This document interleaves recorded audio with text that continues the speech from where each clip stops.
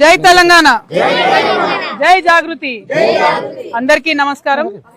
ఇవాళ తెలంగాణ జాగృతి జనం బాటలో భాగంగా ఇక్కడ స్థానిక ప్రజలు అనేక సార్లు ధర్నాలు చేసినా, దరఖాస్తులు ఇచ్చినా, ఏం చేసినా కూడా పట్టించుకోకుండా మరి కంటిన్యూస్ గా మున్సిపల్ వాళ్ళు ఇబ్బంది పడుతున్నటువంటి సందర్భం ఉన్నది. మరి ప్రజలు ఇబ్బంది పడుతున్నారు, ఆరోగ్యాలు పాడైపోతున్నాయని చెప్తున్నారు. పచ్చి బాలింతరాలు కూడా నిన్నగాక మొన్న మరి చనిపోయినట్టుగా చెప్తున్నారు.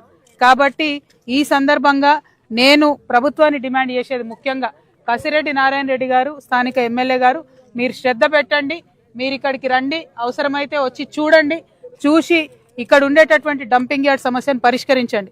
ఎందుకోసం అంటే అప్లికేషన్ ఇస్తే అధికారులు ఎంతసేపు కూడా మరి ఈ అప్లికేషన్ ఎందుకోసం ఇచ్చిరు మాకు చెప్పేటోళ్ళు ఎవరు లేరని మాట్లాడుతున్నారు.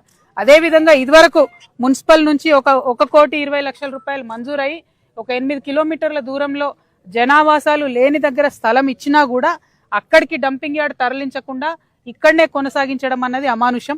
అందరూ పేద ప్రజలు ఉన్నారు. దాదాపు మేము 1 కిలోమీటర్ నడుచుకుంటూ వచ్చినాం. ప్రతి ఒక్క ఇల్లు కూడా చిన్న ఇల్లు, పేదవాళ్ళ ఇల్లు. అదేవిధంగా 1994లో ఇచ్చినటువంటి ప్లాట్లు మొత్తం గుట్టలలో ఇచ్చిరు పేదవాళ్ళకి. ఆ గుట్టలు కొట్టుకోలేక కూడా మరి ఆ చుట్టుపక్కలనే నివసిస్తున్నారు తప్పితే చాలా ఇబ్బందులలో ఉన్నారు ఇక్కడ ప్రజలు.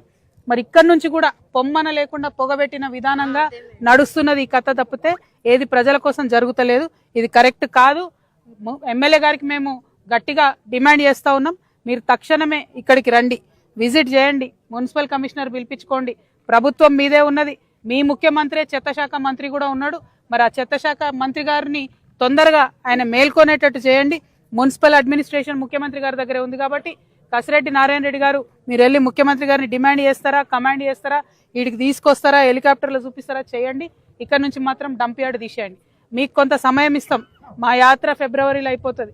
ఆ ఫిబ్రవరి అయ్యేదాకా చూస్తాం. లేదంటే మేమే వచ్చి ఇక్కడ డంప్ యార్డ్ ఆక్యుపై చేసుకొని ఇడికెళ్ళి చెత్త తీసేస్తాం. ఇది మున్సిపల్ జాగా. ఈ మున్సిపల్లో కంపోస్ట్ పెడతామని చెప్పిండ్రు. అది ఎవరికి డిస్టర్బెన్స్ కాకుండా పెడతామని చెప్పిండ్రు. కనీసం ఇక్కడ వేసిన చెత్తను ఏమాత్రం కూడా మరి పర్యావరణం మీద పట్టి లేకుండా రోజు రాత్రి తగలబెడతా ఉన్నారు. విషవాయువులు ప్రజ్వరిల్లుతా ఉన్నాయి.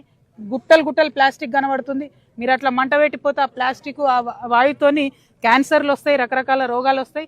ఆ మాత్రం కూడా శ్రద్ధ లేకుండా ప్రభుత్వం ఇది చేయడం కరెక్ట్ కాదు.